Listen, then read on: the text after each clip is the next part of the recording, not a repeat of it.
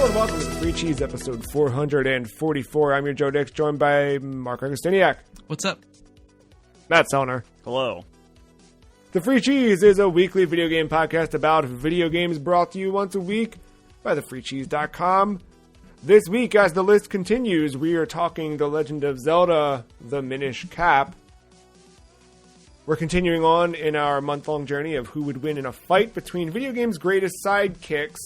Matt and Mark are headed back to the trivia dungeon, and we're going to build a little demo disc. But first, I have a story time. Sorry, I think I just super spiked the mic. Yeah, a little bit. Story time with Daddy over here. I got that Gran Turismo 7 for the PlayStation, and I've been playing that Gran Turismo 7, and I had a fun thing happen this week where I needed to do...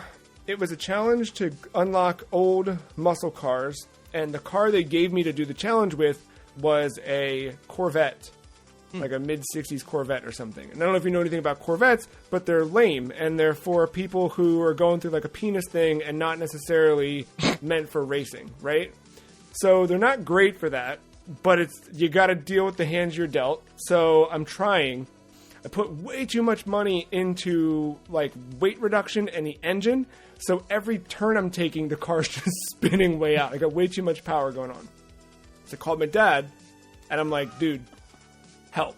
Because the game's pretty accurate, right? So that's what they strive for, is real-world simulation stuff.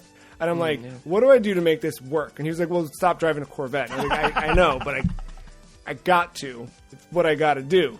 And he walked through, and he's like walking me through like what I should set the gear ratio to, walking me through like whatever. He was even trying. He was like, I don't know if the game can do it, but what kind of track are you on? Okay, you should don't put brakes on the left side, just put them on the right side, so that as you're like stuff like that. Where I'm like, this is wild. That's wish really cool. That they had that kind of. But I took his advice, and he was like, are you driving is stick shift or automatic? And I was like, it's automatic by default, but I can change it. He was like, do that and shift at 65. Don't wait till it redlines to shift. And I'm like, all right, got it. So I'm back in, and like, it was still tough because that car sucks. But dude, the turns were so much better. We did a couple of things like tweaking wise. The other thing was I had spent all my money doing stupid stuff to it that I had no more budget to do a lot of the things he was telling me to do. But when I went back in, any of those moments where like it was kind of like neck and neck, the things he told me to do, like shifting at 65, I was edging forward past people. It was like, holy heck, I can't believe this worked. So I want to start the podcast by just a quick, obviously the story, but have you ever been able to do well in a game because of real world knowledge being applied to a game? Matt, yeah. Sports games. People dumb. They try highest level NHL play, like 22 or whatever. Like there's gimmicks you're going to have to buy into with the game, but like a lot of people try to just play rush hockey, which is like carry the puck into the blue zone, into the offensive zone, and just try to do like a one-timer, which is pretty easy to defend against. So I just adapted my game in that to play more realistic in a way, which like if I can't get a clean entry into the offensive zone, I'm not going to force it. I'm just going to dump the puck and have a heavy forecheck. And that's how I kind of got like back when I was playing them a lot. That kind of got me like over the hump, not like super, super elite, but like to compete against those guys. Yeah. Yeah. Having that like just edge up. I mean, it's cool also that like you can see in games like that in Gran Turismo where developers took the extra initiative to incorporate that stuff so that it's, an extra layer. Mark, do you have anything that the real world has helped you with in a video game? I think the closest thing I can think of is playing something like Guitar Hero or Rock Band. Mm-hmm. Because when Guitar Hero first came out, I was fairly new to playing guitar, but I wasn't new to playing instruments. So that did, it did help keeping that sense of rhythm, whatever. And by the time it got to Rock Band or whatever, I had my own way of the game has its, obviously you have to strum when you need to strum if you're playing guitar or bass, but I guess just a way of handling it. And once I reached expert level from Guitar Hero, kind of never really went back unless the song was too difficult. So being able to hit those extra buttons, or being able to like slide up to the little solo buttons if you're trying to do that, or like knowing when to do the hammer on and pull offs, whatever, it did feel a little more fluent because of my experience in real life with music. And then between that and the drums as well, because that game is one of the, I think, well, I guess most games do this, but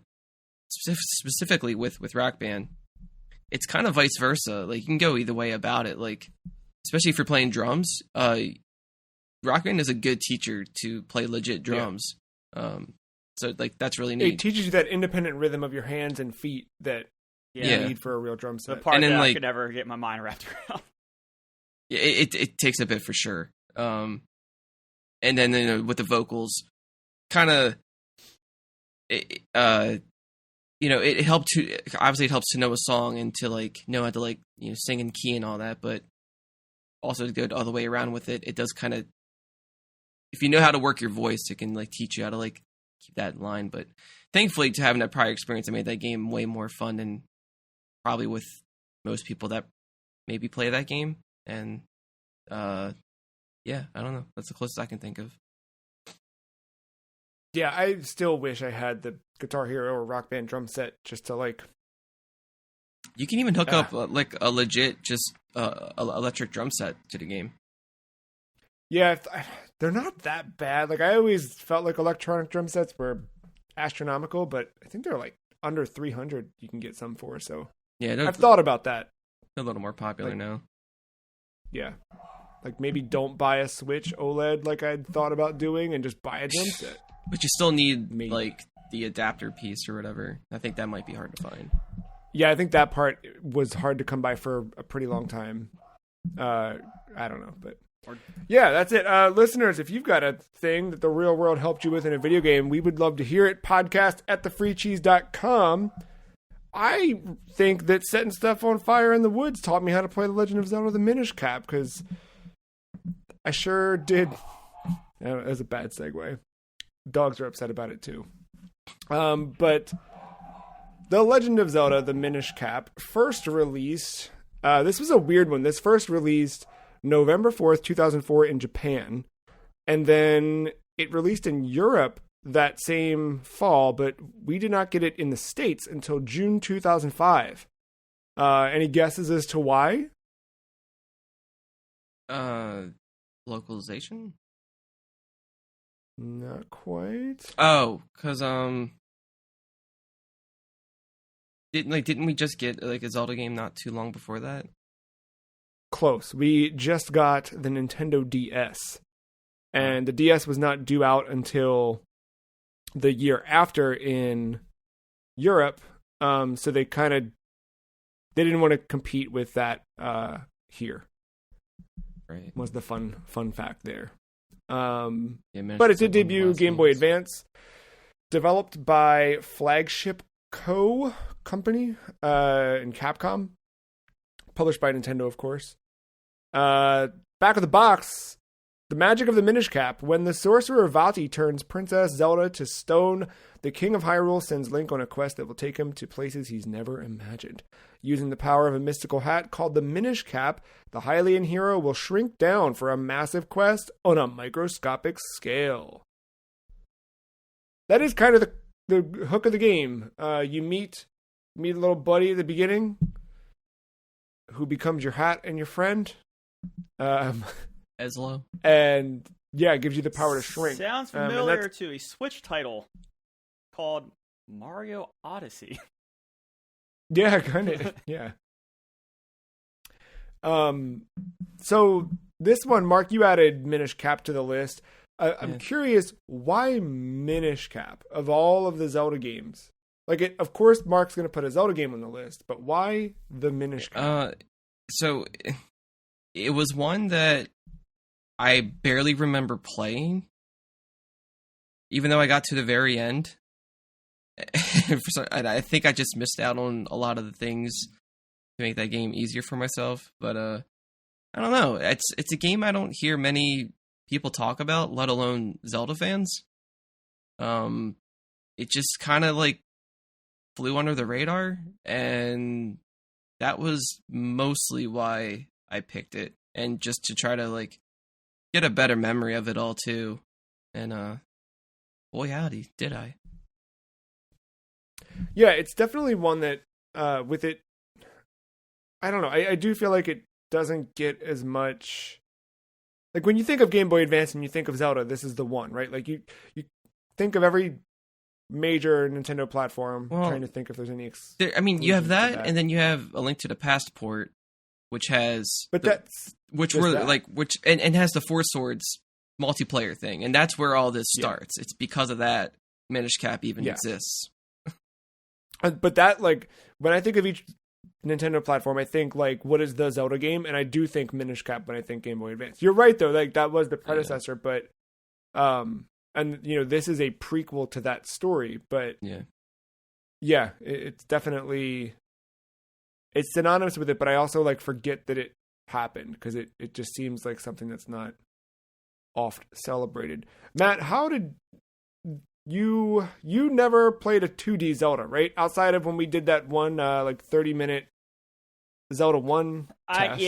I guess I've touched a Link to the Past in the past. But like never really sat down with it. So yeah, I guess this is my first 2D Zelda in a way.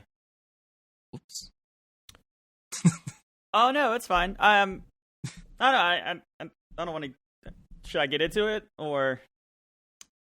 I think we can get into it. Yeah. What was your unless there's any other setup you want to throw in there, Mark? I think it's worth pointing out that this is one of Capcom's projects, and it's not their first time doing a Zelda game. They did the Oracle of Seasons and Ages on Game Boy Color. Those are really fun, and if you have played those before, you can see a lot of that DNA carried over into this one, especially with trying to make a small map big by world transitioning. That's like the key theme that all three of these games have had. Yeah, that's a good point. Working with their limitations. Yeah, this one was definitely... Huh? I was just because they're working with their limitations on a cartridge. Yeah, but you can see where they did kind of push those limitations a bit. Yeah. I'm curious how... I'm almost more curious to see like Matt go through The Legend of Zelda or Link to the Past in full now and see like how this stacks against that for him. But what, Matt, do you think, like, what was your overall impression of just how this Zelda game compares to, like, because Breath of the Wild is your other big one, right? Yeah, that and I'm probably gonna talk about it later, but like Twilight Princess are probably like, honestly, like that's probably it. I've touched Ocarina. I've seen Majora's Mask from afar. Yeah, that's it. Skyward Sword I never had any interest in that. Yeah. Yeah, I mean, I know, like, just because I haven't played it I don't necessarily, doesn't mean I don't know kind of like what to expect in a top-down 2D Zelda. And I think I kind of got what I was expecting. Like, I don't know, like, I knew Overworld, Hyrule. I mean, I guess it checks those Zelda boxes, right? Like, Hyrule, a little bit of open world, dungeons, sub-weapons, use of sub-weapons within dungeons, bosses. I don't know, this makes it sound like I didn't like it, but it just seemed like it just was hitting my, like, what I was thinking in my head a Zelda game should be. It was just hitting those check boxes, like sub-weapon, bosses, dungeons. Yeah. Get the things together. Yeah, it's definitely of that era. Yeah, so... That was one of the things about it that was kind of, like, refreshing after, I guess, Zelda-wise, since Breath of the Wild, it's been, like, Link's Awakening, and that's kind of it for me, I think, right? And playing this, it was, like, refreshing to go back to that 2D thing and, like, have that traditional, like, go to a dungeon. Every dungeon kind of has its own thing about it, right? Like there's this weapon, that weapon, whatever. Yeah, Mark, what was your time with it? Like playing it now, did you remember a lot of it? I remember the beginning. I remember like why everything happened the way it did. I remember Eslow's backstory and how he, got turned into the Minish Cap. And then like after doing that first dungeon, I like don't remember a lot of that game for some reason. I think I was, I think I was moving between houses at that point when that game came out. And I remember being in my room playing it on my Game Boy Advance SP. It was a red one, of course. I remember playing it, but then like, I guess I just like zipped through it. Like it just clicked. Like I just knew how to do everything. But now looking back at it, I think out of like the 2D Zeldas, this one felt, no pun intended, but who's to say with me, right? But like the combat was the most advanced, it felt like. And I didn't realize that a lot of it was just basic stuff you just had to unlock through Tiger Scrolls that this martial arts teacher would teach you. But I still think you get some cool advanced stuff with that. I don't know, like it's weird. I like there's stuff I like about this game, but it's not. I don't know how I feel about it. It's a very like this feels like a weird remix of a bunch of Zelda games. It's like a Frankenstein monster of just different Zelda things. Like there's sound effects from one game, there's visuals from another, there's characters from another. And this was before a timeline was really established, so it's just like I don't think Capcom really maybe didn't know like what meant what to people, and just kind of threw in whatever and just hey, even if you don't know the characters, it's probably fine. But then you start seeing them in other games, and now that there is a timeline, and of course with me, I'm going to think about that stuff. So a lot of it is very clashing. So it's weird. I don't know how I feel about it. It's like, it's in the era where Zelda was very predictable. It was it had a formula. Yeah. Everyone knew how to play. Everyone knew what to do, which isn't bad necessarily. But I think this was getting at a point where it was starting to overstay its welcome, and then.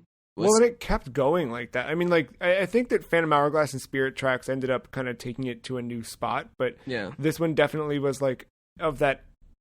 Like, it's just I don't know. And this is like when they were making the all of the Igavania, Castlevania stuff, where it was just kind of like, these are good, these are great, and like I would gladly play one every year, but also like, are we doing anything new here? Are we doing anything refreshing, or is it just kind of like, all right, we've got the formula, plug in the variables, and let's go? And like, I do appreciate a lot of like some of the like the designs of the dungeons. I do like how creative it is trying to be with like you being tiny and having everything around you be bigger than what it normally is. The sprite animations I think are really good.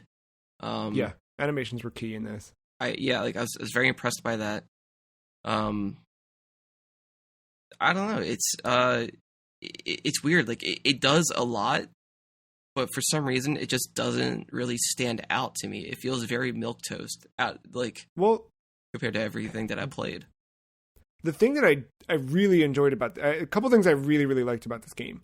One was with the shrinking ability, because I don't love that. Like, I don't know, there's like this thing with like kids movies and stuff where like there's this like, let's shrink down and go down, and there's, I don't know, like that whole like weird little forest. I kind of like that. I don't know. It's a flavor for sure. It's just not one that I particularly love, but this has that, and like I'm kind of like averse to that to begin with. But what I did like about this is the weird secrets within the world where like Mm-hmm. in order to, there's some side quest stuff where in order to complete something, you needed to go into the bakery and then climb on the bookshelf as small Link, or as big Link, you need to move a shelf across. Then as small Link, you go back into the house from a different area and like work your way up the chimney or something. Like those things were like neat little like things that really like helped establish a world and a character to the world, I think, where I think other games don't always have that. And to that end, I think the NPCs in this game, since Link's Awakening, we've had some interesting NPCs, but I think this one did a really neat thing with the kinstones, which I don't know how much you guys got into the kinstones in this game, but like I thought it was super cool, like being able to go talk to people, like you get a little story out of them and you connect the kinstone and see what you get. And sometimes it was like a random treasure chest. Sometimes it was just like nothing. Yeah. But I thought that was a neat, unique thing for this game. That was definitely like, I think like that stood out to me probably more than anything. Because I think that was their way of like expanding the game, making it feel longer by getting all these kinstones and trying to find people to match them up with, and then so that unlocks more stuff in the world. And so then you have to backtrack and go to those areas, and the backtracking isn't that awful because you can fast travel in a way once you find the spots to fast travel to. But yeah, kinstones weirdly took a front. And it was like, I like it, but at the same time, I don't know. That's weird. It's like everything about this game I was never like offended. But at the same time, it was just like, oh, okay. And then my brain just does that thing where I just I don't care about the dialogue. I just want to get through, and I barely walk anywhere. I just roll everywhere. Just Limp Bizkit the whole way. And I feel like this, I don't know if you guys felt this in this one, but it felt like, not that it's an open world checklist, but it did feel a little bit just like, okay, now I gotta do the next thing. Where I feel like something like the original Zelda, or I mean, I guess a lot of the Zeldas in hindsight do have this, but this one just felt more like that, where, and maybe it's because we're playing it for the episode, you know what I mean? It just felt like the pressure to get through it, but it was just like, okay, this dungeon's done, now where do I go? What's next? But I did the boss fights though. I did enjoy. I like the idea of just having normal enemies you don't ever think about becoming a boss, and then it's like they become a nuisance. I think the only one that wasn't one like that was the fire one. The one where you have to walk on his neck. Yeah, like I've never seen that turtle dragon thing. Whatever. Yeah. I don't think that was. I mean, it was kind of neat, but yeah, like fighting like a giant slime, or like the Octorok one was actually getting a little intense. Like I give them credit for that one, because there was like a method to it, and then as it just kept going, it just got more insane. I was like, all right, I like this.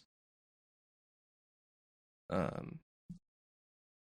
yeah, it's weird. It's like it's very easy at times, and at other times it can be pretty brutal. And I think coming off of like if you were playing like any of the Zelda games as they came out, this came a little bit after Four Sword Adventures on GameCube, which is just a more higher budget Four Swords game, you know. It kind of just made me want to go back to that in a way, because I know this is like a prequel to all that story wise, but all the times that you have to like stand there and charge up and make copies of yourself, and then trying to like not run into objects, have them disappear, and you have to go back. It's like, ugh, can I just have another player? Can we just co-op this real quick? Yeah, especially the final dungeon. There's like bits where like you have to have all four, and like it's cool puzzle solving, but it also like it's just a time, because you have to press and hold and wait, and I think there is a scroll to like charge faster. Oh, okay. But there's a whole thing like a lot of this you have to go looking for, and like every time I used a walkthrough, they're like, oh yeah, you should have like these many hearts by now, and you should have been here by now. I'm like, I no, what? Yeah, no. I should have this many tigers. What am I doing? What am I doing wrong? Yeah. No, I liked that. The subquests were the things that I thought really gave the game character. Like the Gorons underneath the ranch. Like, did you get into any of that, either of you? Where you're like, I think I got 3 out of the 4. Same. And then I stopped there, but I think I would have kept going. Like, oddly enough, like at first I was like, kinstones, and the way you find them, cutting grass finds them, or digging, or it's, all this work to get to this treasure chest for a kinstone. But then, as I'm playing it, by the end, I'm like, yes, all right, I got enough kinstones, so I'm not worried about using this one if I connect it to this person. And that just became, like, my top quest. It's like, Zelda being in stone, again, Zelda gets thrown in the back. There's no pressure to care about her.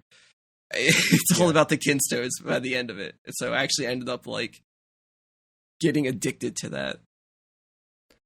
Yeah, they're cool. They were a fun mechanic. Yeah. Did you get much into those, Matt? No, not really. I kind of was just like,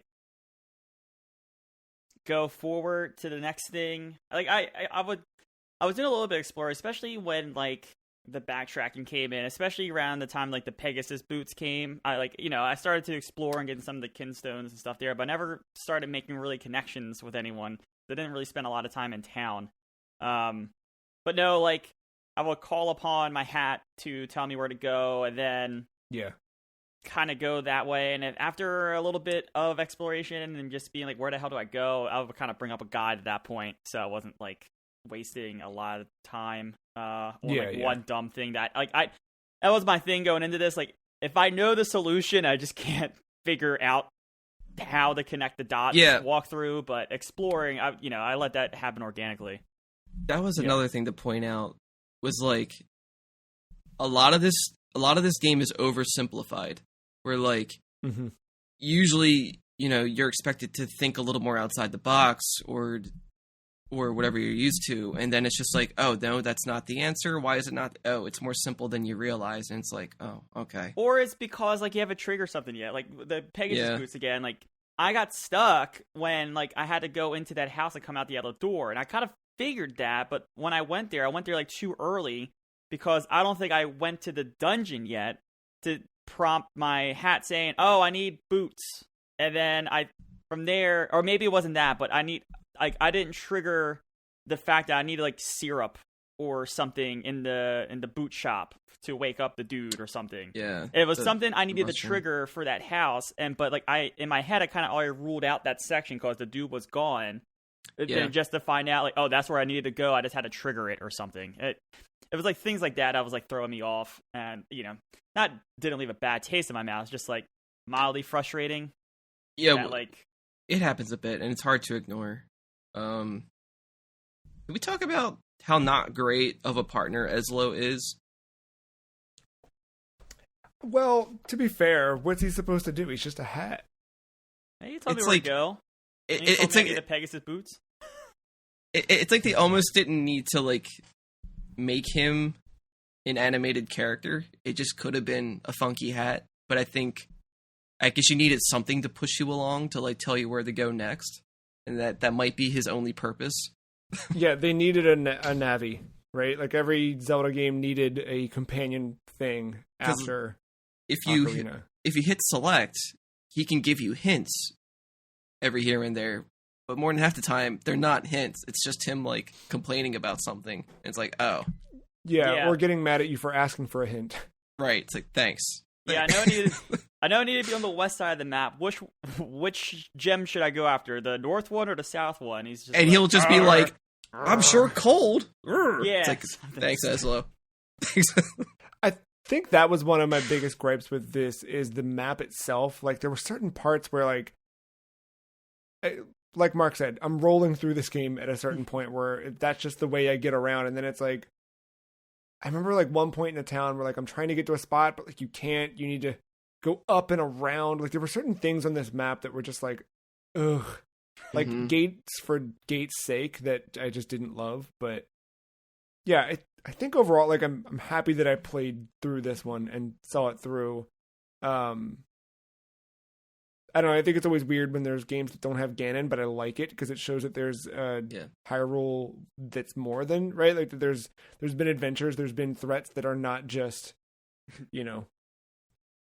that. And the other thing, like, I feel most people might have a better time with A Link to the Past. It's what I can keep like comparing it to in my head, just the way everything is set up. Like some of the Tiger Scroll things feel pointless. It's like a lot of this game likes to break down things just for the sake of making it, hey, more time equals good game. Type thing. So it's like Pegasus boots, for example, right, Matt? Where like as soon as you get it, you're just running. But then if you talk to the martial art guy, he'll make it to where you can now run with the sword out, so you're stabbing everything in your way. Link to the Past, you just do that automatically. Your sword is already a part of your thing. You don't like it's just like duh. Like why would you not have your sword out? And they did that with like the sword beam. It's like, oh, once you're full hearts, oh, now once you talk to him, now you can shoot beams out of your sword at full health. And it's like you never ever had to do that before. It just felt like, why am I coming back here to talk to you? Like it was just weird. And I could see like if it was a lore thing, like I don't know, that could be an interesting, But yeah, it does make for interesting like replay value where you can like, can I get through the game with no scrolls, or those types of things, or how fast can I get all scrolls? Like that might be interesting for a replay, but I don't know. I don't think there's anything. I don't like, again. I'm not. The number of Zelda games I've touched are very low, but like the difference between what I know about Link to the Past and this is just the open world versus a little bit of guided, like it was more guided experience. And I don't think there's anything wrong with the guided experience either. I think just from hearing you guys talk and whatever, I think Zelda maybe flourishes a little bit better when it's not holding your hand as much, but I don't know. I did not hate the fact that this game was kind of guiding me through at the same time. Yeah, but it's like everything that I've said. It's like I'm trying not to be hateful. Like it's just a weird balancing act that this game keeps putting on. But I think if anything, I think Capcom did a good job. Yeah.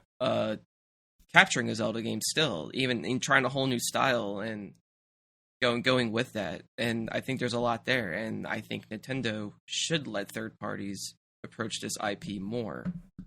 I really hope that Grezzo's doing an original game at this point. After that Link's Awakening thing. Because the Link's Awakening remake was super good. I don't want another remake at this point, Right. I think that after Link's Awakening, everyone wanted Oracle's, or the Oracle remakes, which go back and play it, man. Like you can. It seems like retro games are in now. Everyone wants to buy them and play them and whatever, and prices are skyrocketing. Get yourself a little Game Boy. Go get a Link's Awakening or whatever they are, Oracle games. Play through them. The only other note that I have written down here that we did not talk about yet, I just wrote down the minecart animation and screaming is written in my notes here. Okay. There's that one dungeon where you have to use the minecart. The way it's so violent, and that was like. I feel that was like a nod to the Oracle games. Yeah. Because like riding those carts are super slow. And you have to like hit switches while riding to like open a door. And there was a lot of backtracking that did take a bit. So I wonder if there's like, you know what? Let's do this in like 2 seconds. Well, it's not the only nod to those Oracle games. There's the thing in here where there's the 3 goddesses, and you're supposed to help them get a house, but you can only help 2 of them because the 3rd game never got made for Game Boy Color. Well, it's weird. Like, it did, but it didn't. And like, yeah, like the third Oracle, she's in a tree and she keeps track of all the passwords. So yeah, like she doesn't have a whole game centered around her. Yeah. Like Fair War or whatever her name is. Yeah. The green one. But you do technically get a 3rd game because of the password system. But it's just not focused on her. But I think I messed that up in Minish Cap, because I think all 3 can get their own house. It's just that it stops you at the 2 at first. I'd say any of the 3 can get a house, but only I feel like 2 of the 3. I feel like I was supposed to match the roof color with the quote goddess, and I didn't. I didn't do that. Like the green one wanted the house first, so she got the blue roof. Then Nehru wanted the house, so she got the red roof. And I was like, "So sorry, Din." Yeah. Din's my favorite, and couldn't even help her out. I was like, "Dang!" But it was nice to see them in that game, and redesigned, and also have good animation. What's our verdict here on Minish Cap? We'll rank it later on in the episode, of course, as we always do. But Matt, what was your? I mean, I enjoyed it. Overall impression of. I enjoyed it. I don't think it was. I'm not going to rush out to replay this game. If anything, it probably makes me more interested in what else is out there in the 2D besides Link to the Past and the original, like the oracles and stuff like that. It's good. I enjoyed it. I'll just I don't think it's anything remarkably exceptional or anything. Mark, how does it stack up after all these years? Just as a video game, I think it's fine. I think it's a decent game. I think there is some enjoyment to be had in it if you're, if you want to play something, if you want to play an action RPG. As a Zelda game, it's very weird. But it's not offensive. It's not enough to where like I want to throw the game in the trash or something like that. It's not that level. But yeah, just playing it and especially where we're at now with Zelda games, it was just it's a little weird, but I'm okay with it.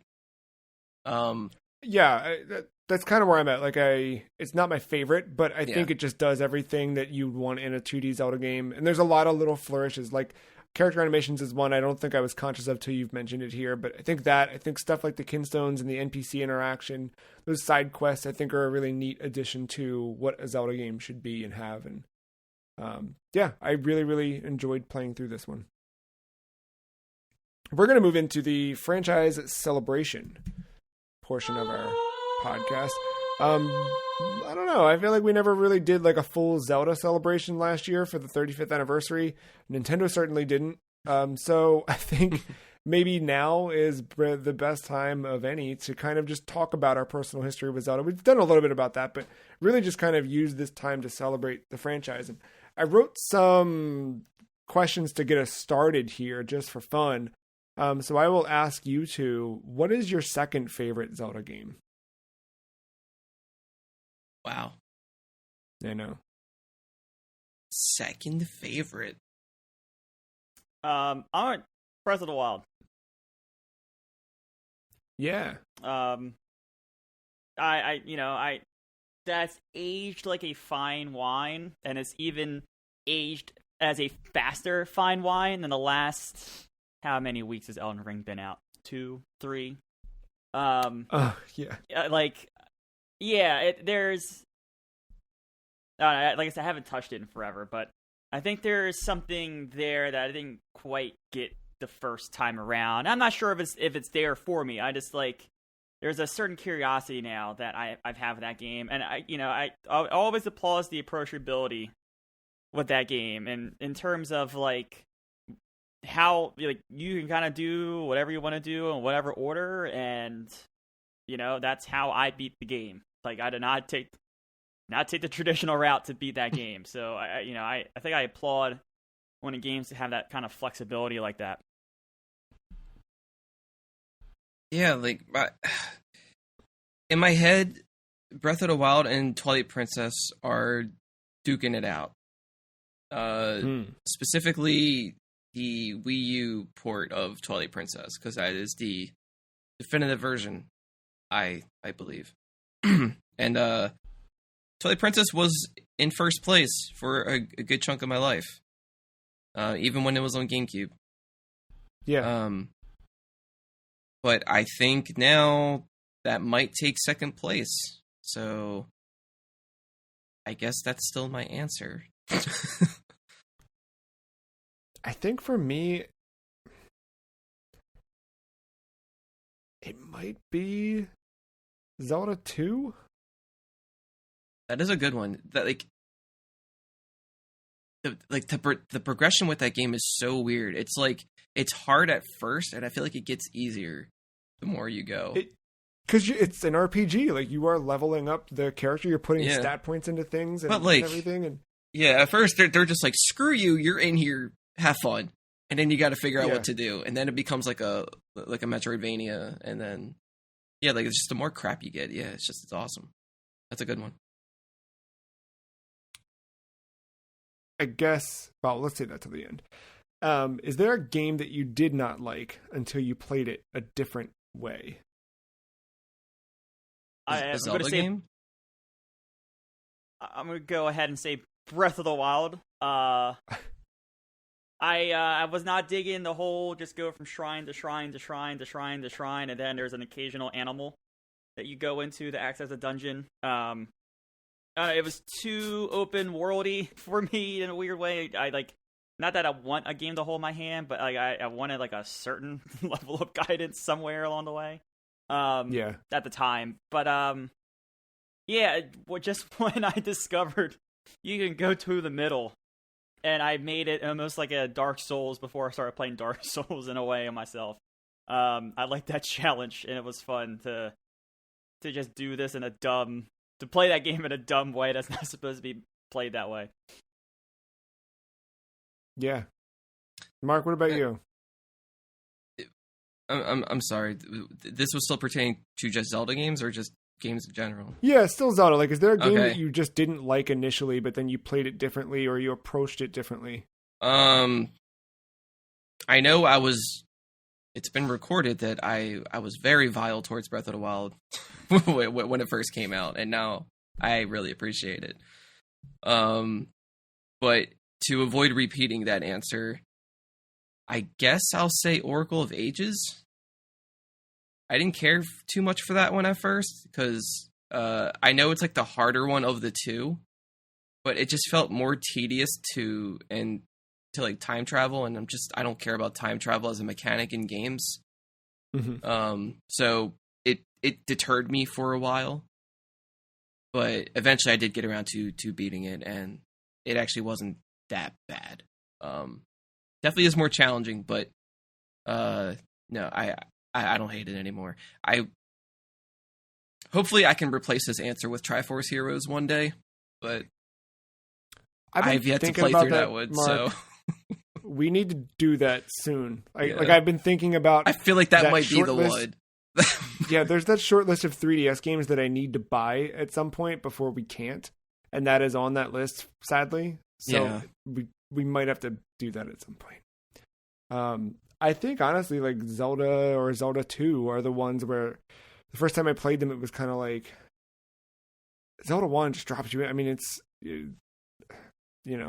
it's what people love about Dark Souls and Elden Ring and everything today, but that is what that was. It's like you just dropped in, you had no idea what to do and where to go. And I think that playing that for the first time, I was in high school the first time I played Zelda 1. It was on Wii Virtual Console, and I just didn't have patience for it. And I think like approaching it with a guide to get me started and like letting myself like kind of understand the rules of it, and then like, okay, I know where to go from here.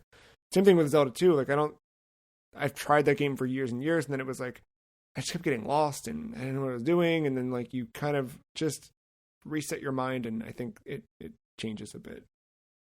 Is there a game in the series that you have not but wish you had finished?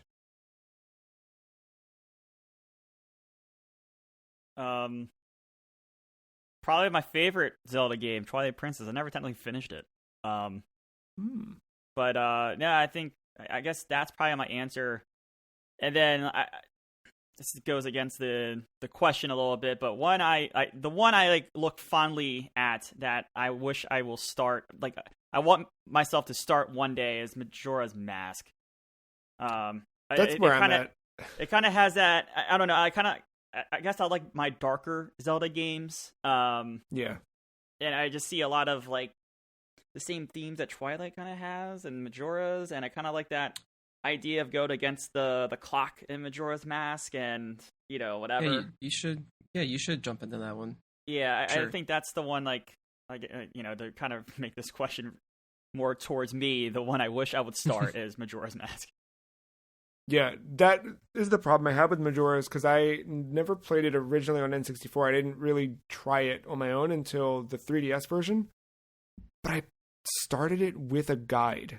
And doing that, you feel so bound to the guide that I ended up, like, not really knowing where I was or ever, like, feeling like I had a sense of presence in that game, where, I think like 2 or 3 years after I had tried that game, Breath of the Wild comes out, and I let myself just get lost, and it felt so much better. So I do want to revisit Majora. I just don't know if I want to do it on that 3DS port, or now, like, it's on Switch.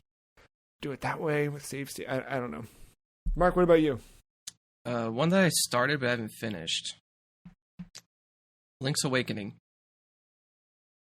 The original? Any version of that game. Oh, wow. Original director's cut, the Switch version. I have never woken the windfish. I'm still dreaming.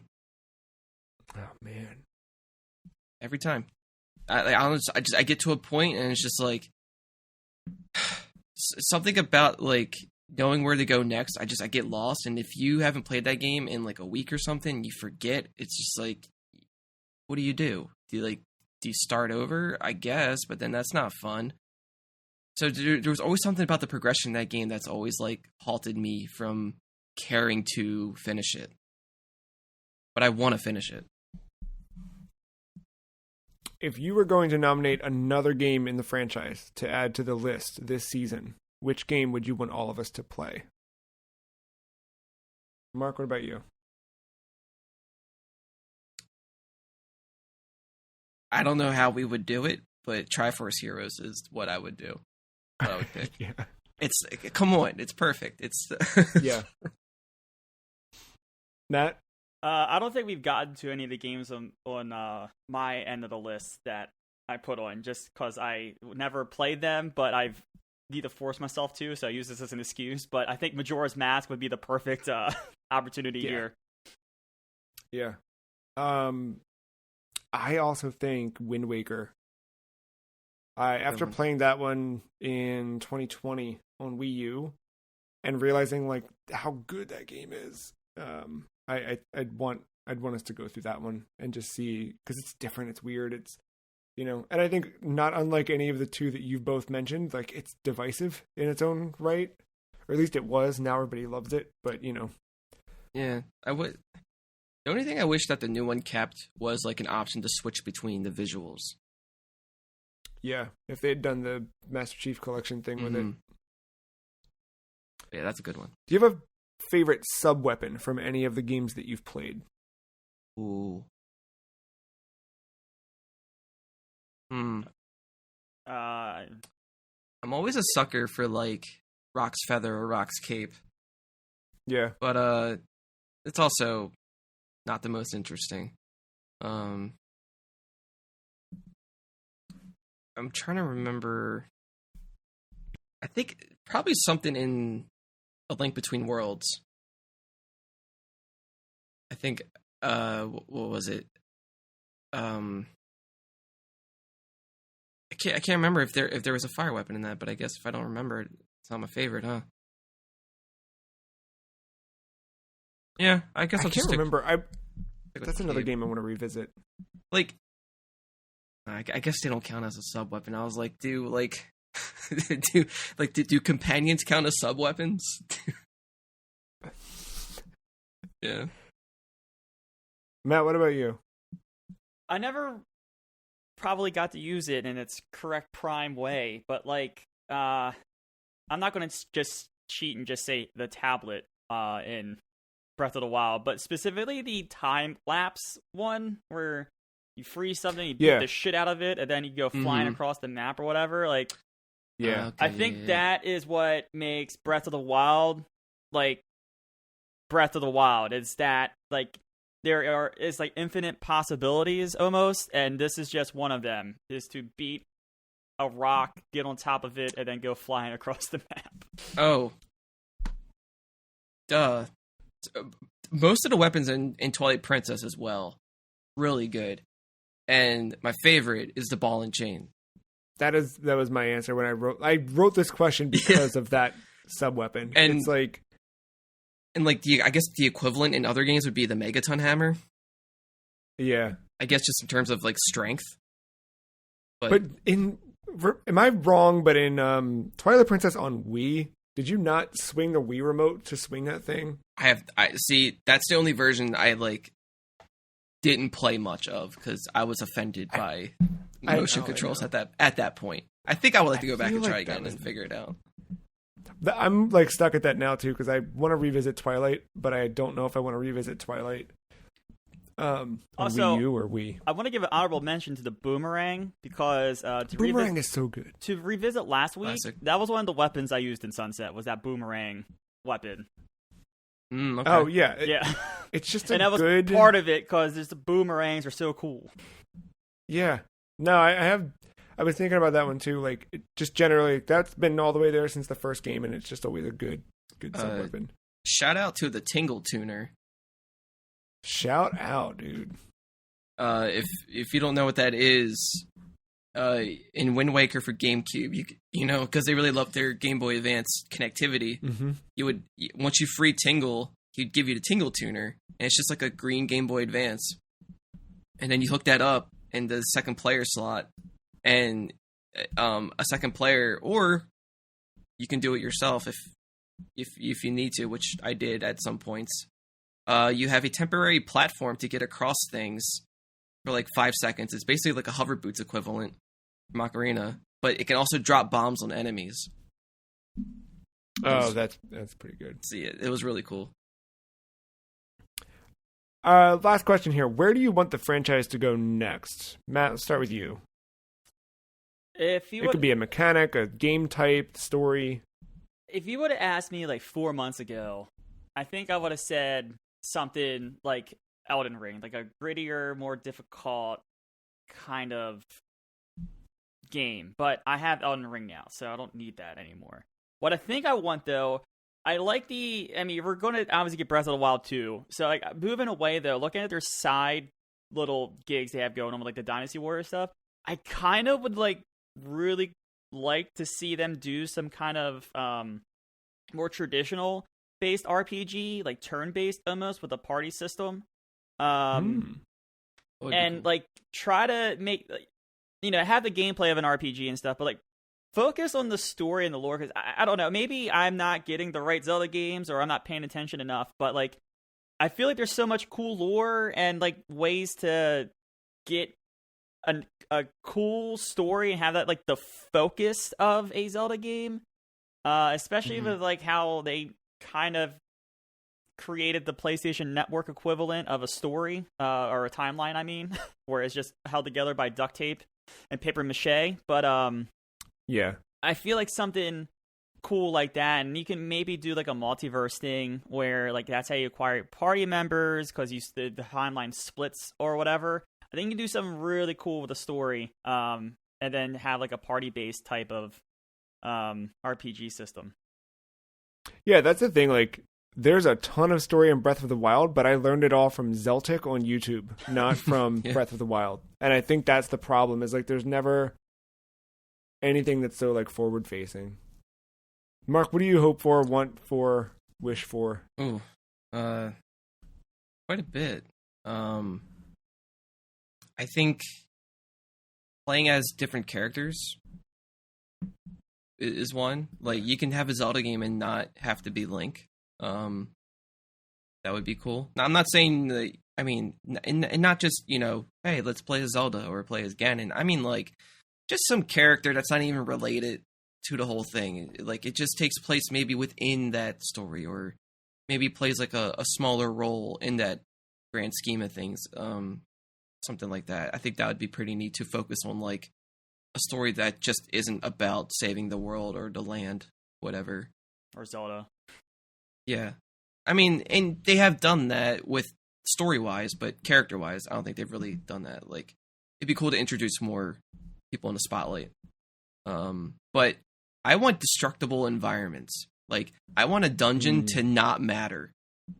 Where it's just like, oh, the boss is not patient. It will bust through this wall as soon as you enter it. Or maybe it might not. Who knows? Or it's going to come out into the overworld. Who cares, right? Or it's like, oh, you have to get a key for this lock? No, I'm going to shoot a bomb arrow at it, and we're just going to go through. Or, you know, like, I want more freedom in that way as well. I mean, yes, I enjoy puzzles. I love them, but I think... And that might kill a lot of it, for sure. But I just like having that option. No, but you can do a risk-reward thing. Like, there have been games where you've been able to, like, brute force your way through, but it's at, you know, a cost, right? So, you can blow up the door, but in doing so, you, I don't know, damage something. You damage one of the chests in the room or something, you know, something like that. You block off a whole corridor that leads to a chest that has, like, a map or something. Yeah, exactly. Right, because, like, I mean... Maybe it will get into Minecraft territory at that point, but that's what I liked about Minecraft, where it's just like you start digging, you start finding your own way through the caves, and eventually you just hit a dungeon. You just break through a wall of a dungeon, and you still have to figure it out. You just came in your own way, and there's something to that. I really like that. I just want that girl Zelda from that promo art. Oh, you know what? Yeah, scratch my answer. Pink hair Link. Girl Zelda, girl Link is what I'm saying. Yeah, I want that, like, yeah. I don't care what Link looks like. I just want them to have pink hair. Just make that official. Yeah. Make it a thing. Make it canon. Yep. I forgot I was running that campaign. That's it's all right. I'm here to revive it with you. Yeah. Pink Link. Yeah. I want to know who would win in a fight. We're going to continue this week with our sidekick showdown. Allow me a moment to share my screen here. We are, throughout the month of March, looking through video games' greatest sidekicks. And Matt and Mark are determining who would win in a fight until we get through this bracket and ultimately have one final winner. Our first matchup for today is Elizabeth from BioShock Infinite or Midna from Twilight Princess. This is interesting. Both are like pivotal to their games. I don't know much about Elizabeth. She's a time shifter. She opens portals. She gives you items. Okay. It's always a man. There's always a lighthouse. Depending on how you want to look at a timeline, there's always an Elizabeth too. I mean, can she put someone into like a realm that they can't escape from? Yeah. Yeah. And she also bails you out of places by opening realms as well. That is weird because they're totally different characters, but kind of have some similar abilities. What's her personality like? I don't know. Someone that's locked in a castle for forever. That why would you expect? Yeah, but she's kind of cool. Like, honestly, again, remember listeners from last week. These were chosen by a randomizer in a spreadsheet. That these matchups, like the way these matchups are all random. But these kind of fit because Elizabeth kind of is the Midna of BioShock. Oh, right. I forgot. I forgot the whole sidekick thing. Duh. Noir, Elizabeth's kind of cool, if you're asking about how cool she is. I mean, but the thing is, like, both are just the pivotal, like, their ability drives their protagonist forward in both games. Like Midna is basically a sub-weapon. Plus a platforming counterpart. But her hair becomes a big-ass hand and just slams the shit out of things. Like... Yeah. It doesn't get cooler than that, in my opinion. Yeah. And that's not even her final form. I don't know. It's weird, because I say without... This is just a weird argument, but like without Midna, Link does not beat. I don't know how else to say it. Does not persevere. Does not beat. Doesn't overcome his challenge. Yeah. Technically, because there's always a man, there's always a lighthouse, there's probably some kind of timeline where Booker would. Right?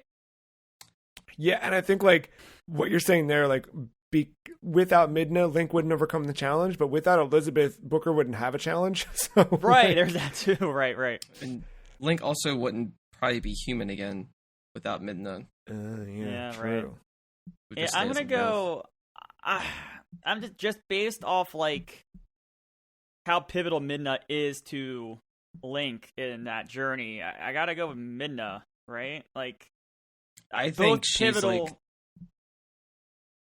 I think she's the best Zelda companion, Yeah, by far. hands down. Yeah, All right. Midna, I think. Good matchup. Although Elizabeth would have went far, I think, with any other matchup. That's a tough matchup. What happens though? Next pairing here is the sword familiar from Castlevania Symphony of the Night and Elam from Oddworld Abe's Odyssey. I have no idea about either. I did of not these. get far enough in whatever Strange World or whatever. What did I play? What are they called? Oddworld. Oddworld. What does Elam do, Joe? I mean, Elam is really just like you can ride him. Is he a little bit makes you a little bit faster in those games? Kind of like Yeah, you can jump a little bit further. It's mule backwards. oh, There's I gotta that start too, you know looking what I mean? at that more. But also, dude, sword is only Drouse backwards. You know what I mean? So keep that in True. mind. Yeah. Railamaf. That sword familiar. That's that big giant sub weapon, right? That big giant fucking sword. It just He does all sorts of fun stuff. Yeah, he transforms. He talks to you. He says cool things. I mean, I'm gonna go with the sword familiar here. Kind of. yeah, I don't. Kind of sounds like a B. Skyward Sword. Yeah, but cooler because he's like a demon. Well, wait, hold on. I think- Is the mule necessary in Abe's Odyssey? Yeah, like there's stages, you know, but I mean, Elam I'm just also saying you looks probably like beat it came from Ice Symphony Age. of the Night without that familiar. you can beat Symphony of the Night without that familiar. But should you? You know what I mean? Like that's the thing. Mm. I'm making an executive decision on both of your All right. behalves. Sword familiars moving forward. Well, if the bracket Elam lines didn't stand a chance. if the bracket lines up how I think it does, that's going to be knocked out next week anyway. So, Well, yeah. All right. Our next pairing. This one also, remember, random that this happened. I did not intend for these two to be head to head, but here we are. Zeke from the Infamous series of games and Sully from the Uncharted series of games. this sucks because they both get in your way. It's fitting on like many layers here. Zeke's that an these two end asshole. up- Sully's an asshole in a way. He's also Mark Wahlberg now, so there's that. It does stack against him. Also, Sully's not around for like periods of times in these games. Like one, he's gone from the beginning until the end. Yeah, but Zeke looks like he was like a reject from Impractical Jokers. Like he doesn't seem like an actual human being. He just seems like someone who You're implying that the Impractical Jokers are not rejects. Well, what does it say about someone to be turned away from their little group? Well, It's ask a the one positive. who just That's left. a positive. Ask Two the one who just negatives. left. I don't know, when Sully is around, he helps. But I feel like Sully, like, also not around a lot. Also, I don't know. I feel like sometimes he gets Nathan into more trouble than he does, but he's also bailed him out a couple times. And I don't have a real stake in this either. Zeke is a true asshole from the start of Infamous, so I'm just by default on that. I think Sully.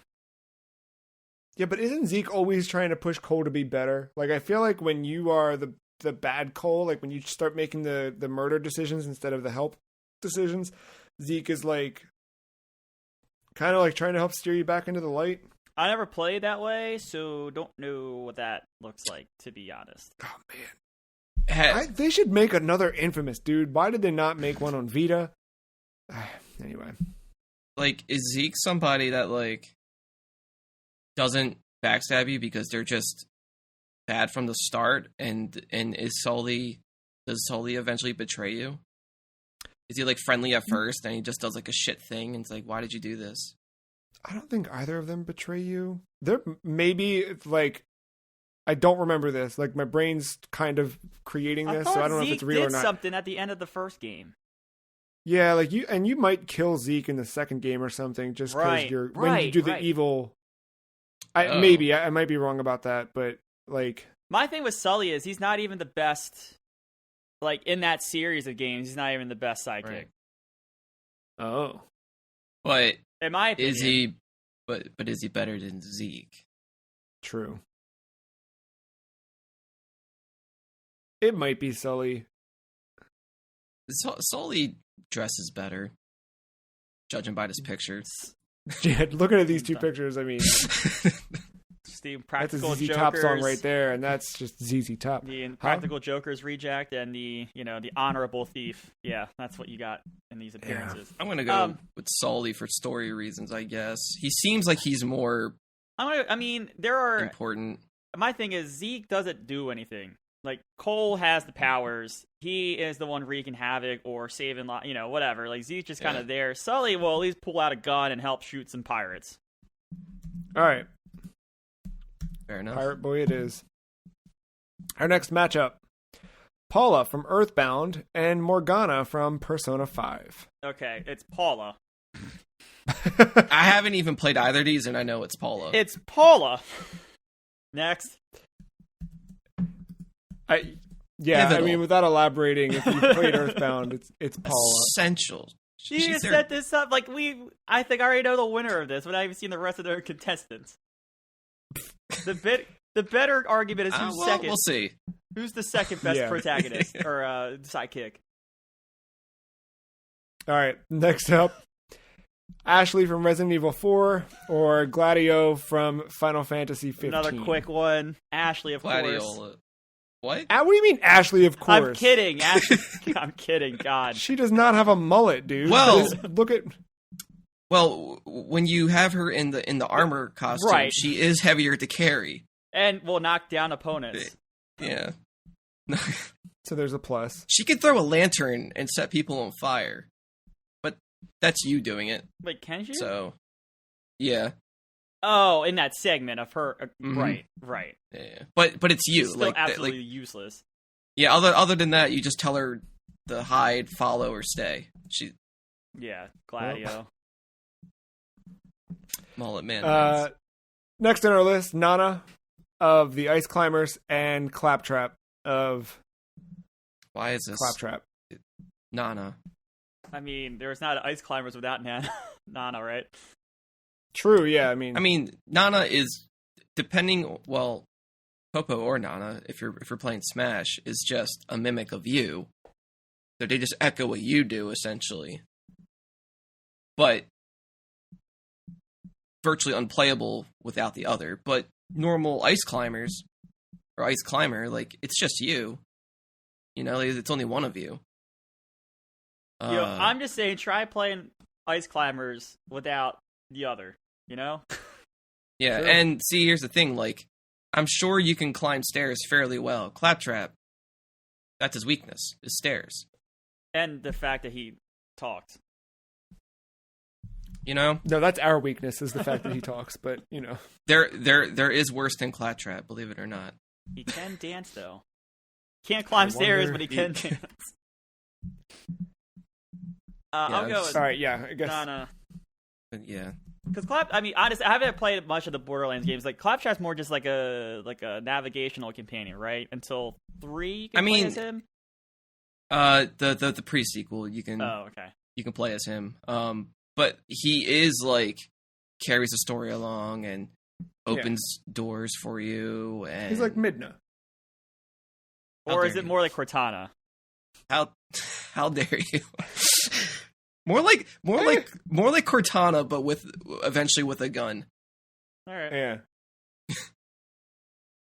All right, I think we got one more, maybe two more. Next up is Tifa or GLaDOS in potato form. GLaDOS only wants to help herself and to get rid of you. Like, it's not really a true camaraderie. It's just a, hey, we got to do this so we can end it. It's like, I don't know. It's like a weird, like, it's like it's like a married couple that divorced but have to like tolerate each other for this little moment. For the kids. They got to do it for the kids. Yeah. Yeah, do it for the kids. Tifa, I mean, come on. Yeah, Tifa, but, obviously. I mean, I'm going to throw this out there. I don't think you're really... This is where my not playing the original all the way through kind of hurts. But I think once you kind of get outside of Midgar and you can start forming your own party, I don't know how much Tifa you really need. But if... In the party, at least. Right, but if you're role-playing as Cloud, Tifa's important. That's your best friend. It's got a point. And she, like, come on, she punches. Like... Yeah, I mean, I guess Shell's not even in the scenario she's in if GLaDOS, right? So fair. Yeah. I mean, all GLaDOS does is just commentate. That's all she's really good for. I was gonna put Wheatley as the representative from Portal. Would that have been a more interesting matchup? No, because they both turn. Like, all right. they share the antagonist and protagonist role at different times. Fair enough.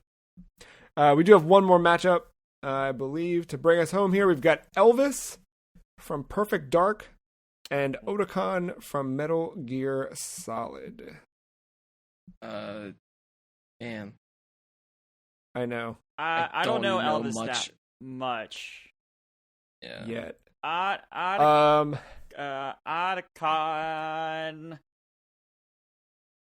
I at least know Otacon is very assisting.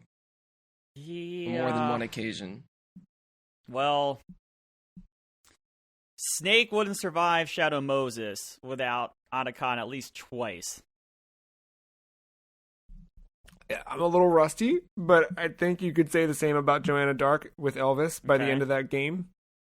But he is someone you have to kind of save from a facility, and there's alien technology introduced because of him. He also, Jeff, tell me this, does Otacon ever wear a United States flag for a vest? No. Because Elvis does. Okay. No, but does Elvis piss himself? Ooh. TBD.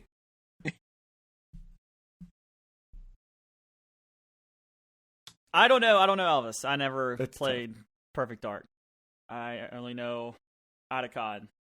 And again, kind of like the Mei Ling thing again, like Otacon persists going forward.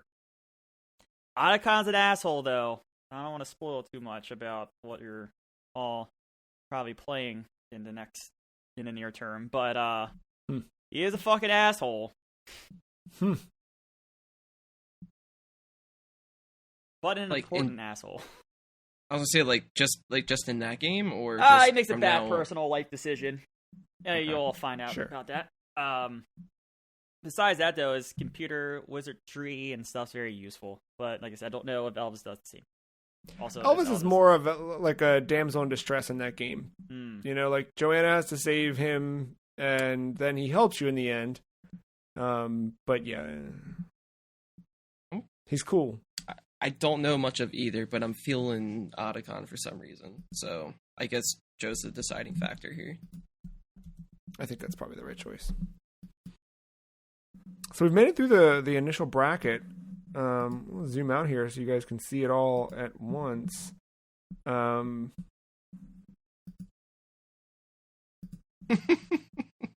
Just seeing Gladiolus and Nana. Pretty good. Yeah, we've got a little journey ahead of us over the next few weeks, so we're return next week to see who would win in a fight out of our next pairings and see how it goes. That should be fun. Yeah. Cool.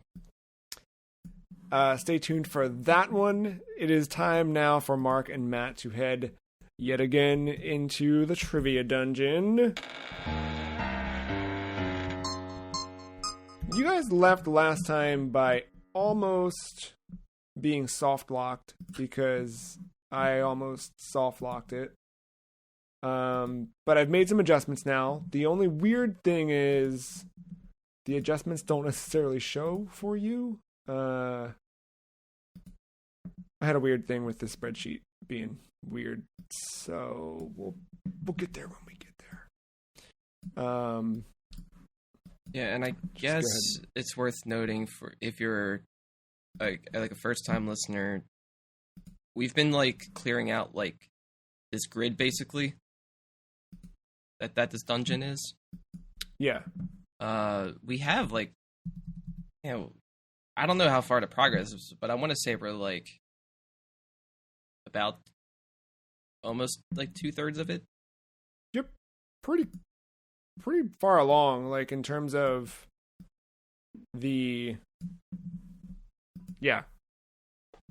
what's in the map. So I believe what you did last time was opened the door between H5 and I5, and you made it in by J5. Does that sound about right? We've got this little quadrant, these little 3 spaces down here. Yeah, I don't remember backtracking. I remember just like trying to always reach an end. Yeah,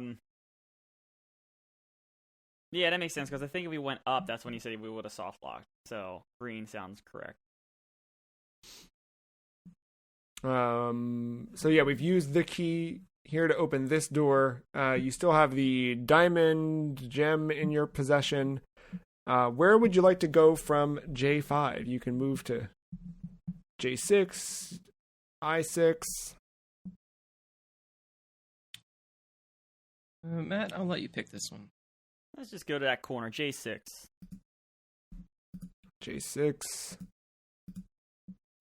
Ooh. Ooh. We getting bread? Is that? Are you bread? No, but this is. Use this for energy and add a minute to your adventure. Basically, if we're up against a time limit in our adventure here this week, and you want to add a minute to get an extra question, you can eat the bread. All right. Bread's good. A lot of carbs. Bread good. You want to move to I6? Yeah, I guess we don't have a choice, right? That or abandon the room and go back another way. Let's just keep filling out the greens. Onward. Oh! Whoa! Is that a shield? A shield! This protects you against incorrect answers and lets you continue forward. It will break after a single use. Okay. Pretty good. And then I assume we're going to complete the room here and move into H6. Mm-hmm. And then a key. Ooh, another key. Look at that. So we can, at this point, your next points forward are to move north here from H5 and open whatever this door may be. You can check out the room below the monster, or you can push higher up in the G column. I didn't realize that room underneath the monster was open still. Do you want to go stem from that, Mark? Yeah, we might as well. It's between everything. Alrighty. Yeah, we gotta explore all the crevices before unlocking a door. As you step past the corpse of the monster, a question awaits you. To keep things a little bit on theme here this week, what TV show inspired the characters in the Legend of Zelda: Link's Awakening? What TV show inspired the characters? I didn't even know that was the thing. Well, when does Link's Awakening come out originally? Ooh, like 3? Yeah, somewhere around that. So it was an early 90s television show. The characters in Link's Awakening are known for being quite weird and would subsequently inspire all other NPCs in other towns and things in other Zelda games. But it started here with Link's Awakening.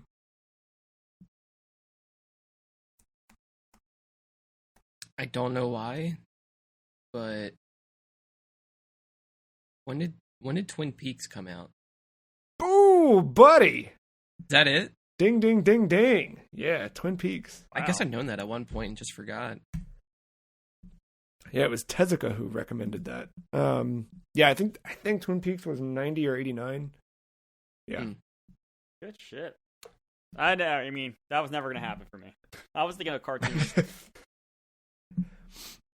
Kind of weird that was the one that inspired. Yeah, so do we want to move from there down or left into the E column? F6 or E5? I think Mark, I'm thinking left. I'm thinking E5. All right.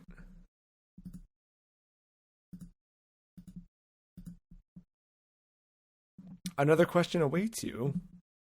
What company sold ocarinas in Nintendo Power? Ah, dang it. I knew this because so many times I wanted to order from them. I don't think Sweet Potato was the brand name. I think that was the type of ocarina. Yeah, there was a type of ocarina. I just remember that weird looking boy riding a dragon. Yep. Oh man, this is gonna bother me. I think Mark is gonna continue to bother you because I got no answer for you. So, I feel like it's something ocarinas, but I don't. It is something ocarinas. Does it start with an F? No, but it sounds like an F if you say it quickly enough. It doesn't help at all. The PH? Does it? Funkarinas? I don't know.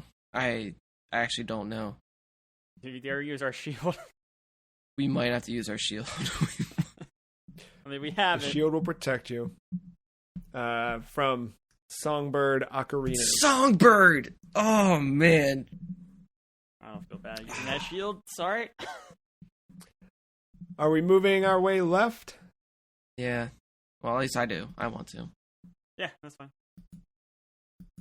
Figure we go left until we can't come back around. Another question awaits you. See if Matt can help out. What children's toy did Kojima use during the production of Metal Gear Solid? Oh, Legos. Hey, look at that. Yes, they were Really? used in conjunction with other figures to plan out 3D environments and camera angles. According to a magazine interview, Kojima's wife actually got mad at him because after his son visited the studio, he came home and said, "Dad plays with Legos all day." That's actually really that's cool. Fun.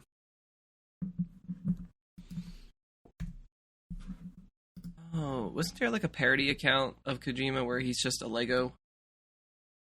They actually made like an official figure or something that made it very difficult for me to confirm, like, because all these trivia facts I like learn a little bit and then I corroborate, and it made it very difficult to corroborate that fact after every stupid website that needed a headline for a single day at some point in 2012 posted about the official Kojima Lego figure.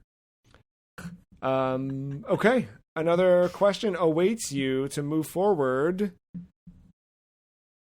I'll give you a choice here. Would you prefer a stay on with Zelda trivia or something else?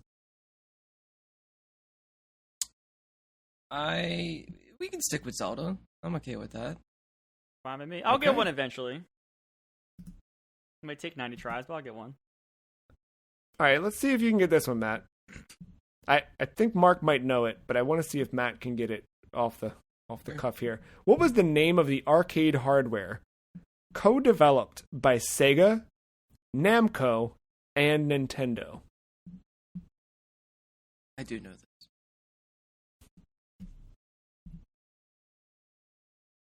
I don't know it, so... These three companies came together, Nintendo, Namco, and Sega, and made arcade hardware. What would they have called? Nope, don't know. Mark? It's only because we talked about it recently, too, that I remembered. It was called the Triforce. It is the Triforce. It is based on Makes GameCube sense, hardware. Shout out to Macho Nacho Productions on YouTube. He actually got one of these units, and he does like a breakdown of it. And you can see like the actual hardware used so much of the GameCube architecture that like the memory card slots were in there, because this is what F-Zero AX was running on, so you could like bring your memory card back and forth. Fun stuff.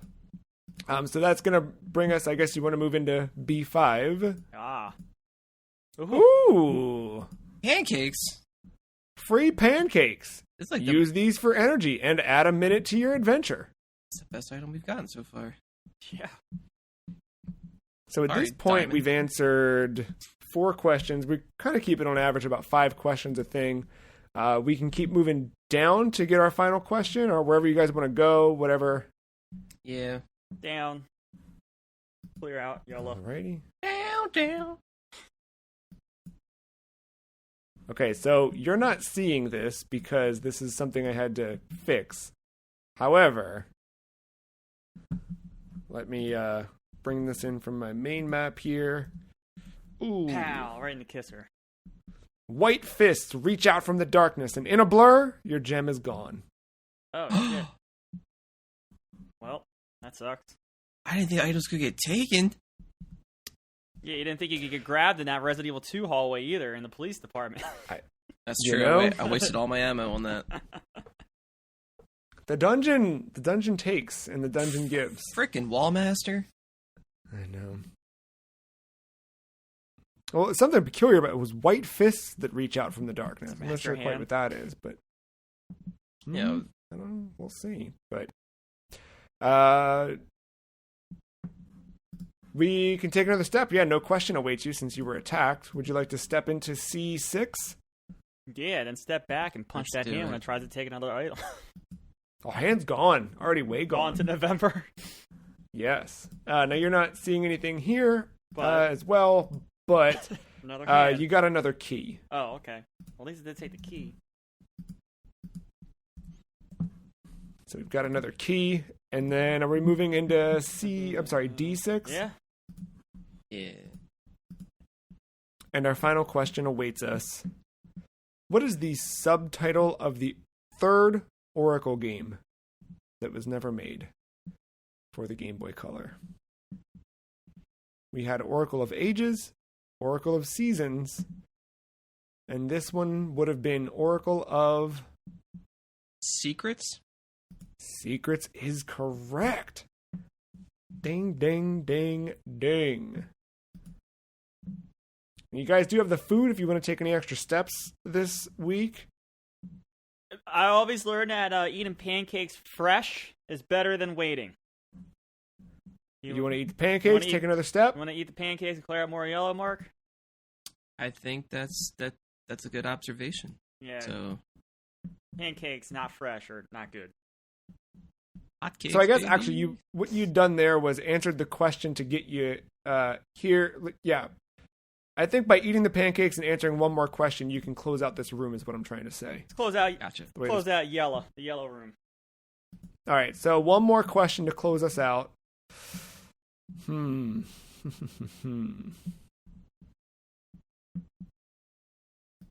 Yeah, let's go with this one.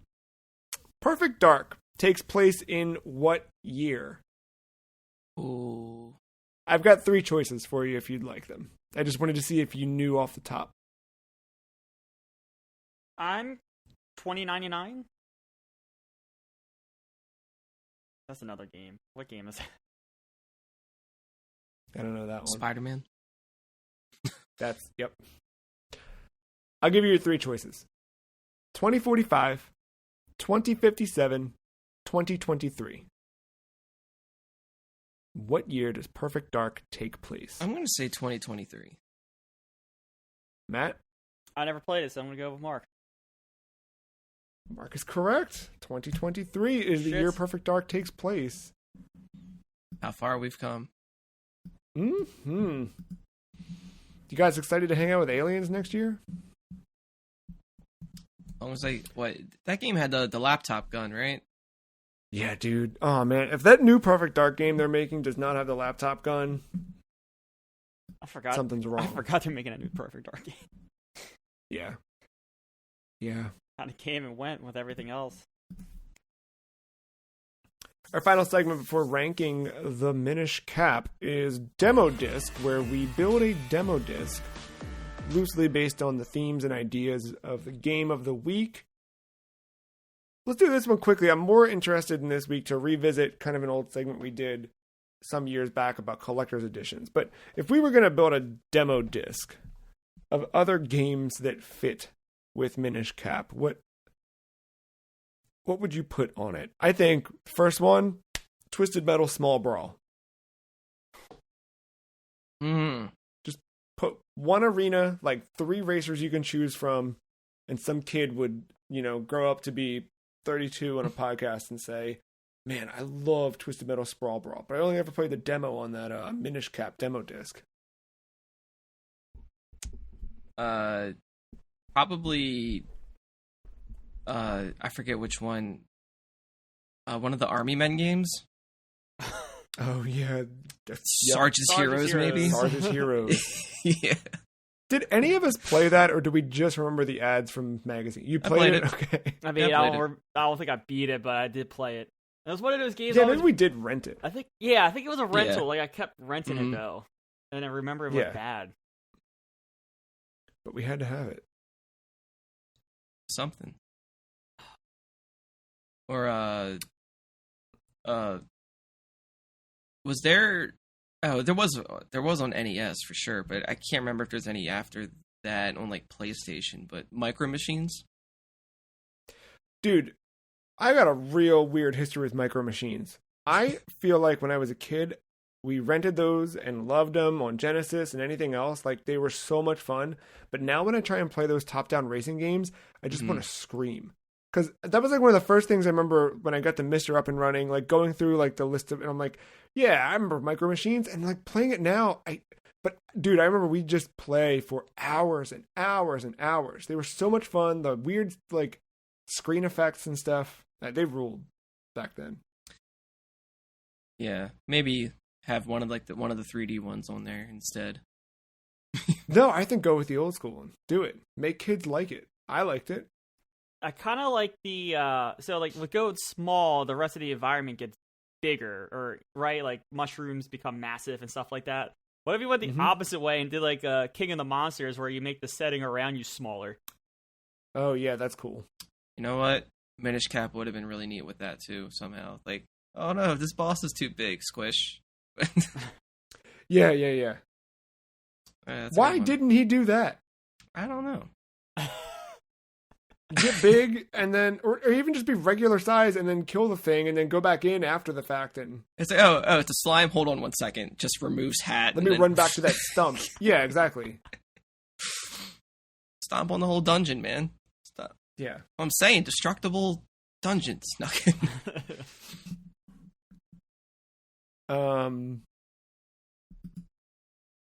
I don't know what else. I'm only thinking of like card games. I think the other one I think of is like the Kinstones, like having that communication piece. Like I think they need to do, this kind of goes outside of the idea of the demo disc, but I think there just needs to be like a street pass thing that's like the Kinstones or something. That would have been neat. Yeah. I don't know why, like, the Kinstones for some reason reminded me of games like Luminous or Bejeweled for some reason. I don't know. Something about matching it. I don't know. It's weird. Yeah. There's some puzzle game to be there. Let's move into, just to close out the demo disc segment real quick, what would be the ultimate collector's edition of the Minish Cap? What would you put in one, Mark? I got this. It comes in like a little blue treasure chest. Mm-hmm. And then inside, you would get, obviously, the game, but we're bringing back the gold carts, because I don't think any of the handheld games got a gold cartridge. No, I don't think so either. So this is getting that. Obviously, well, never mind. Sorry, that would be Game Boy Color. I was thinking Pokemon Gold, but yeah, but Zelda never got one. I know they got kind of gold card. I was just thinking of gold card in general, though. Oh, but no, you're right. Yeah, Pokemon Gold definitely did have that. The art book would be interesting in this case. So that's got to be there. Got to have a little cloth map. It's probably, you know what? And to be cute about it, it's like the size of a handkerchief. Like it's it's actually not big. You'd probably get a minifigure of a Minish, probably like the forest one or whatever, just because. And you would get an Eslo hat, right? But it's reversible, and then it becomes Vaidy's hat. Oh, that's good. So whichever one you want to wear, it's just basically just like a Salchi beanie type thing. And then I guess like the shiny part out of this whole thing would be matching kinstone necklaces for you and a friend. Each have half the coin, kind of like a BFF thing. Cute. Yeah. Okay, I went the other way with it, where I would actually produce. That'd be the most expensive thing from a production standpoint, but actually produce only one of every kinstone broken in half, and everybody gets a half piece, and you need to somehow figure out. The thing that they never explained in that game is the size of a kinstone. I don't know how big one actually is. Right, yeah. I always imagine like a quarter size or something like that. Yeah. Maybe like a silver dollar. But like, I think especially today, you could do something weird with that, where like you've got a website where you can upload a picture of your, scan your kinstone, and then you can see who you matched with. I think that would be interesting. Yeah. You look disgusted by that idea, Matt. There's something creepy that could happen there I don't like. Oh, you'd have to take the right precautions. I don't trust humanity enough. You'd build a little profile on their website about, who you are, whatever, what's your favorite Zelda game. ASL. You'd upload your kinstone. Put your ASL. I think you just put there'd be a thing, like maybe there's a QR code on the back of the kinstone, so you'd scan it. It's not actually uploading a real picture of your kinstone. It just, that unlocks the digital version of it on there. And then the more we say kinstone, the more to me it sounds something like a Neopet. Well, my kinstone wears a little bow. I think that would be cool. And then, like, of course, because that's how modern, like, My Nintendo rewards are and stuff like that, it would be stupid like this. But by finding your kinstone partner, you would each get, like, a special wallpaper that you could download twice. And it's not the resolution for the screen that you need. But it's yours and yours alone. That somebody can upload to a website later, and you just save it that way. Exactly, yeah. Download a zip file of all of them. Yeah. But yeah. I like the hat idea a lot. Yeah, no, I like that. I think I would also go with they did this originally, so I'm kind of copying off that, but assuming this is like re-released on something, I would put it out a nice special edition console to go with it. I feel like we don't get many of those anymore. Like the Switch Lite is probably the only candidate for that these days. I guess they did a little bit like might have come with a Triforce Game Boy Advance SP. It did, yeah. Yeah.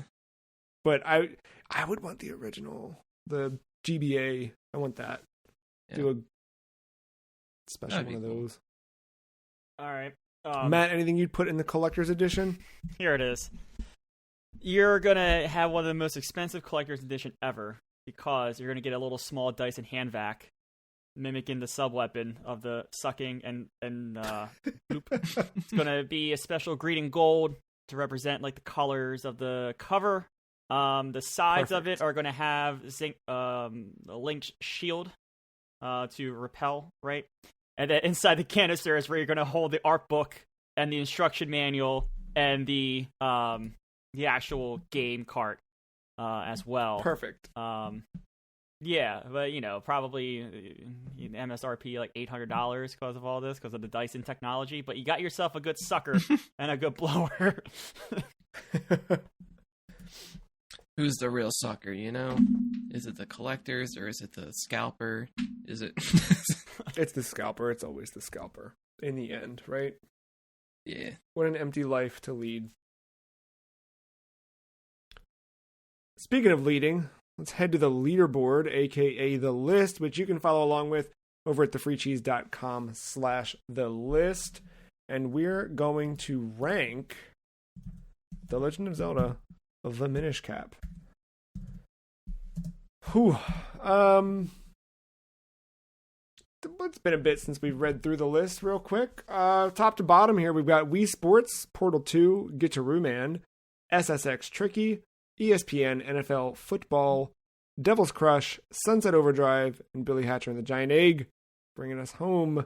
Where do we feel the Minish Cap ranks on this list? Matt's got a grin. It's that I don't know I trust. I don't know.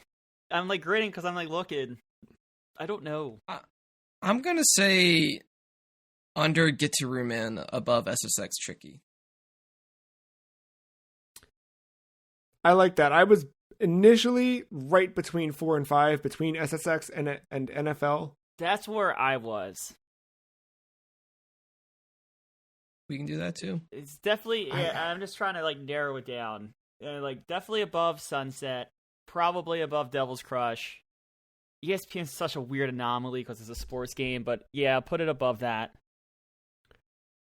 I think ESPN's really good. I just now, like between these three, what I'm looking at is not what's great about them, but what's not great about them to try and move them down. You know what I mean? Like that's where my head's analyzing it, and it's like I think age becomes a factor for me. I just think game-wise, I think Zelda Minish Cap has probably aged a little better.